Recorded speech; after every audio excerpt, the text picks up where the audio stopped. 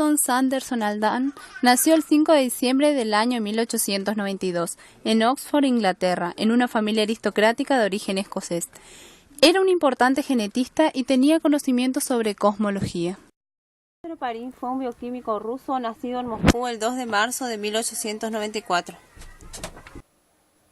Bueno, 10 años después del nacimiento de Oparin, en 1904, él se familiariza con la teoría darwinista. Conociendo así también colecciona su primer herbario, y estos son sus primeros pasos hacia la teoría de las ciencias. En el año 1908, John Haldane realiza sus primeras investigaciones sobre la genética, junto con su hermana, en conejillos de Indias, los cuales descubrió que estos podían cruzarse entre sí y podían tener varios rasgos a través de diferentes genes. Oparin en la universidad sobre geología y astronomía lo llevan a postular en 1924 su primera teoría sobre el origen de la vida, que trataba sobre las condiciones y reacciones que ocurrieron en el planeta para que pueda originarse la vida, al cual denominó sopa o caldo primitivo. Oparin atribuyó el origen de la vida en la Tierra a procesos aleatorios. Haldane se caracterizaba por su prodigiosa memoria y gran inteligencia. Debido a esto, recorrió varias universidades de Inglaterra. En 1919 aceptó un puesto en Oxford para trabajar con su padre y dar clases de fisiología. Entre los años 1923 y 1932 permaneció en Cambridge para supervisar una investigación. Allí dirigió la investigación de las matemáticas de la evolución, que resumió en el libro Las causas de la evolución. Este plasmaba sus ideas sobre el origen de la vida, en una sopa caliente y diluida de moléculas orgánicas producidas por la acción de la luz ultravioleta sobre el dióxido de carbono, el metano, el amoníaco, etc. Luego fue profesor de biometría en una universidad de Londres. En 1935, Oparin organiza el Instituto Bioquímico de la Academia de las Ciencias de la Unión República Socialista Soviética.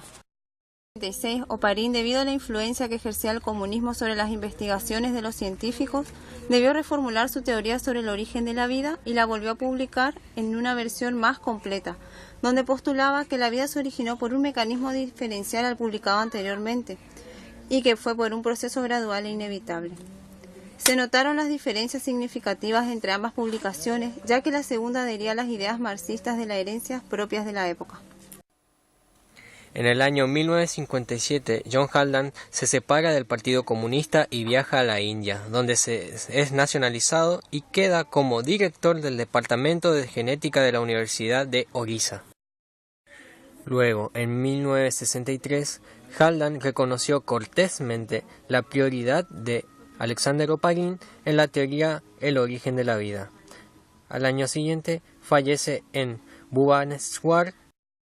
Actualmente la teoría sobre el origen de la vida se le atribuye a estos dos científicos, a Oparin y Haldane, debido a que sus ideas sobre el origen de la vida tuvieran una importante similitud en casi todos sus postulados, aunque fueran publicadas de manera independiente y sin que ambos supieran de la existencia del otro.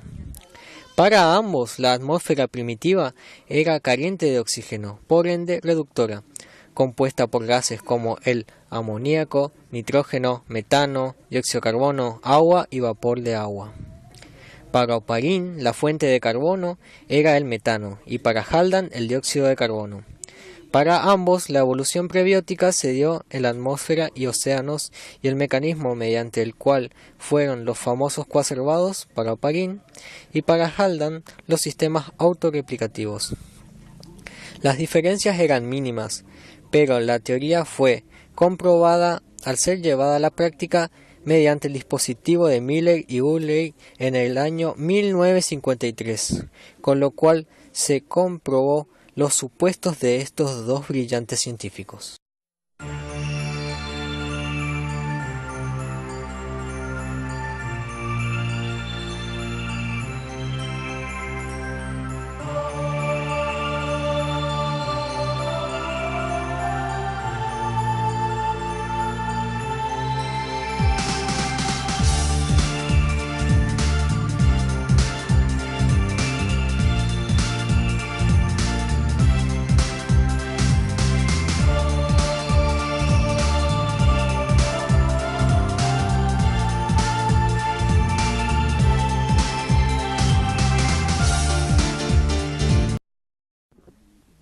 En contraposición a la ideología dominante de aquella época, en la que vivían estos dos científicos, Oparin y Haldane, podemos citar al filósofo austrohúngaro nacionalizado británico, Karl Popper, quien disentía con la concepción de ciencia que sostenían los marxistas. Es más, él era uno de los principales críticos al marxismo, porque para él los marxistas vivían en un mundo en el cual todas sus teorías se encontraban contrastadas y verificadas en la realidad. Para ellos no había margen de error, no existía la excepción a la regla, y todo lo que suponían se tomaba como ley, y el que no adhería a la teoría era eliminado. En cambio, para Popper, una teoría que podía explicarlo todo en realidad no explicaba nada, por ello él toma como método el falsacionismo, poniendo en tela de juicio cada teoría, para no absolutizarla y dejándola expuesta a futuras críticas, refutaciones y reformulaciones, porque para él la ciencia así evoluciona, también el método científico, y así debía ser el científico.